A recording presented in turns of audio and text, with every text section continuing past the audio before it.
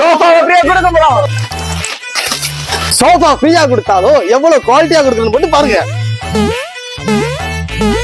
என்னதான் ஏறி குதிச்சாலும் குதிச்ச இடமும் தெரியாது, மிதிச்ச தடமும் தெரியாது. ஆல்ரெடி நம்ம பிடிசி வந்து ஆரம்பிச்சு 8 வருஷம் ஆனதுக்குனாக ஒரு வீடியோ போட்டிருந்தோம். அந்த வீடியோல பாத்தீங்கன்னா ஒரு 800 கமெண்ட்ல 800வது கமெண்ட் பண்றவங்களுக்காக சோஃபா செட் நம்ம ஃப்ரீயா தரலான்னு பிளான் வச்சிருந்தோம். 8000 ரூபாய் மதிப்புல சோஃபா செட்.